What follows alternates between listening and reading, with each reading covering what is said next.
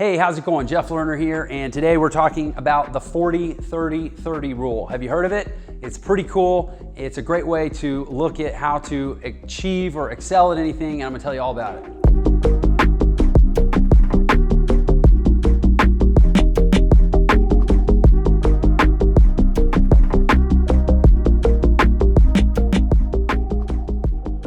All right, so first of all, welcome to my video, welcome to my channel. I'm super appreciative that you're here and that you basically, people like you that watch me do what I do, make it possible for me to do what I do, which I totally love and appreciate. So let's talk about the 40-30-30 rule. This is sort of a new paradigm that's emerged in the last, I don't know, I probably first heard about it 5 years ago.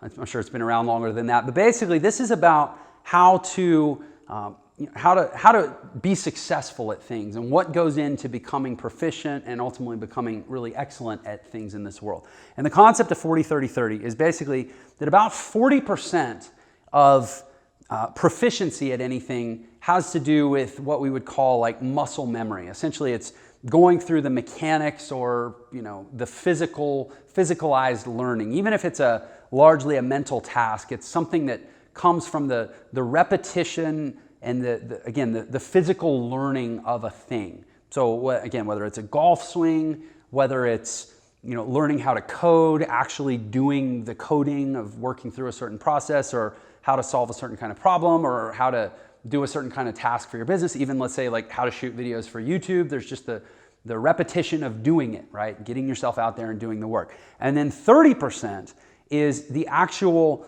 skill and experience that comes not from practicing in the field or practicing the movements or the motions, but actual studied, learning and consuming and processing knowledge or information around how to do the thing. And then the final 30% is actually, I would call it maybe the mindset, or the classic definition is the risk tolerance, right? So the classic terms are 40% physical, 30% skills and expertise, and 30% risk tolerance. This is essentially the willingness to do the thing. And think about that, like think about school. So if you got a 70, if you consistently went through all of your schooling and you got a 70 on every exam, every class you graduated, you got a 70, you basically had, what's that? I think that's like a 1.0 grade point average. That's not a stellar GPA. That's not gonna probably get you into college. So essentially, you can have all the practice and all the skill and expertise around a thing, but if you don't have the mindset for success, you're a 1.0 student at whatever that thing is.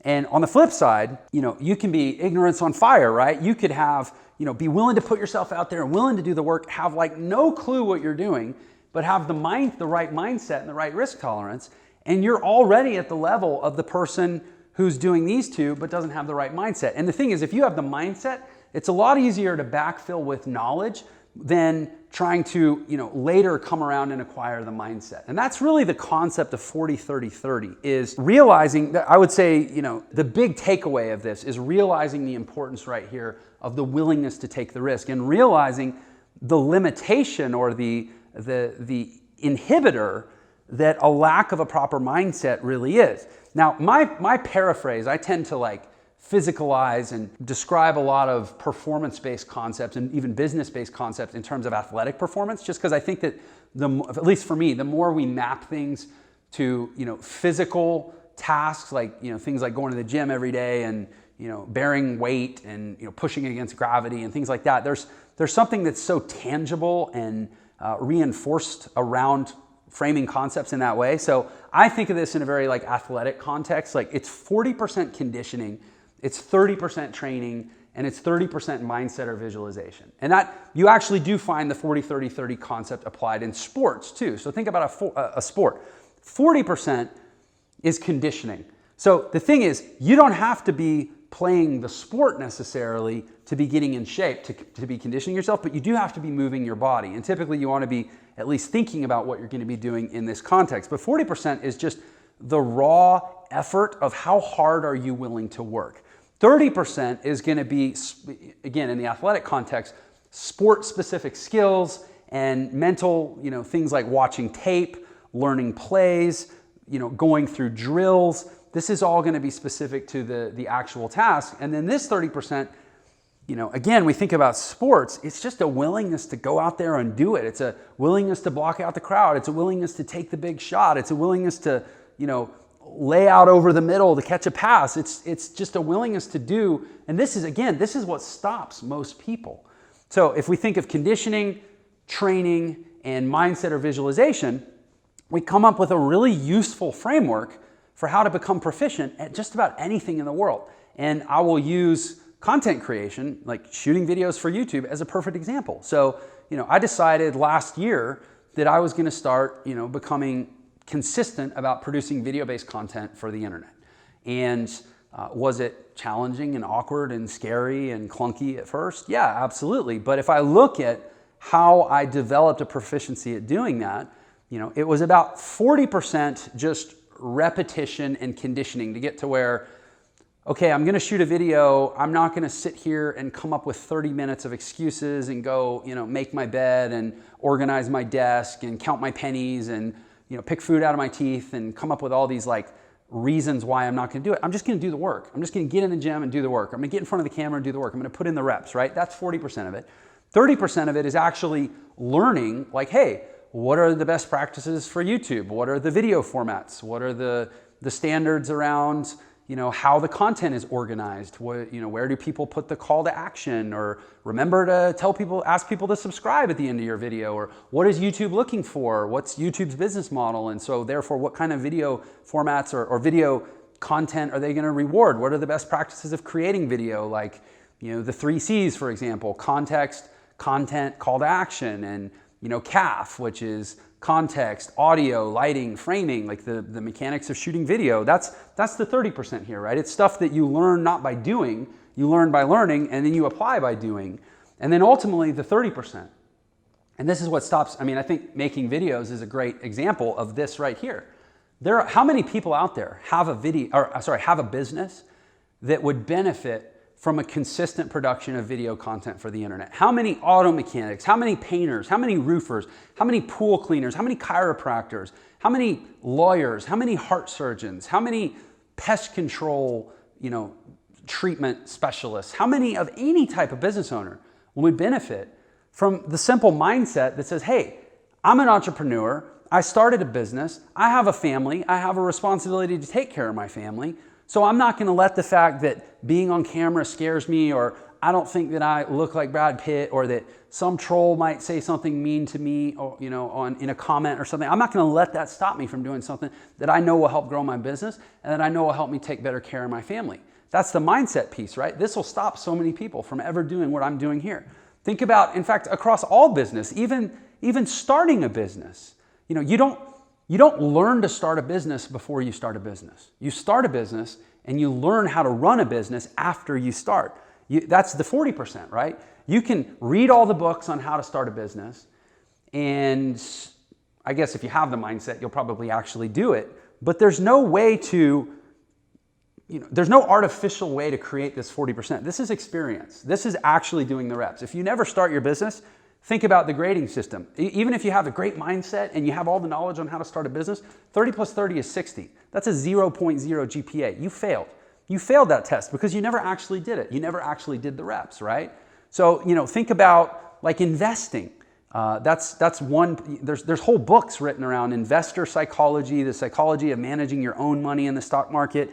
And if you actually break down the psychology around really, really successful investing, they talk about the experience factor, just putting in the reps. They talk about the skill and the knowledge. In fact, I don't want to say this is where it came from, but this is the first time I was exposed to 40-30-30, was actually in a book about how to swing trade stocks in the stock market. And it was saying there's 40% based on experience, 30% based on skill and knowledge around the fundamentals and the technical analysis of the stock market, and there's 30% around the simple psychology of things like not hanging on to your losers, knowing when to cut your take your gains. And think about this. Think about stock market investing. Let's say you're right 55% of the time. If you're right 50% of the time in stocks, you could become a multi-millionaire, right? If you can consistently be right 55% of the time. That's a formula to build massive wealth in trading stock. But if that 55% is 40%, 30%, and 30%, and you've only got 70% of 55%, well now whatever that is, 70% of 55% is like about 40%. Well now you're upside down. Now you're below 50%, now you're losing money. So that's where the mindset isn't 100% of investing, but it's 30%. And if you need to be right 55% of the time, then having a bad mindset is the difference between being right more than 50% of the time and being right less than 50% of the time. And if you're right less than 50% of the time, then you're out of business and you don't get to trade stocks anymore, right? So again, this 40, 30, 30. And we talked about athletics. Certainly when I was a professional musician and I was learning an instrument, 40% just repetition and getting myself out there. I remember I had to play 50 gigs. It was like my 50th gig before I wasn't so nervous that my hands didn't shake when I sat down to play the keyboard. I was a professional piano player. It took 50 gigs for this 40% to finally get all the jitters out, right? And then there's all the study and all the practice, and then the mindset. This is why so many people, I was a jazz musician, and it was literally a joke because in the music school that I went to, you had hundreds and hundreds of really accomplished professional trained musicians.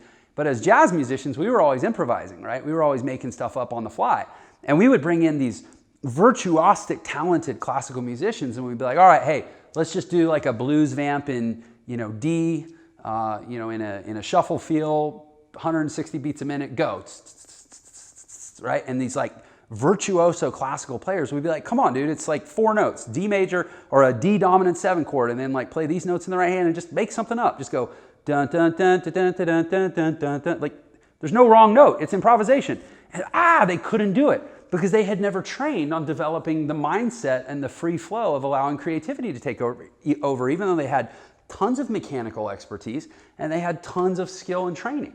Right? You have to have all 3 of these. There's probably not an aspect of your life where this formula doesn't apply. I would love to get some feedback. Have you ever heard of 40, 30, 30? Have you ever tried to apply this in the context of learning and developing proficiency? Is there any place in your life where maybe this rule helps you understand where your weaknesses are, where your opportunities for improvement are? Give me some feedback. And by all means, do subscribe to my channel. We're really obsessed. My channel is devoted to one singular goal. If you're like, Jeff, what is this video, this 40, 30, 30 video? And sometimes you talk about internet business and sometimes you talk about, philosophy. And look, I have one objective. I help people have a more awesome life. My company, our mission statement, helping others have a more awesome life. My goal with this video, with every video I shoot, helping people have a more awesome life. I've tried a lot of things. I've read a lot of books. I've studied a lot of gurus and listened to a lot of speakers and applied a lot of things. I've had a lot of success in business and I've had some massive failures in business.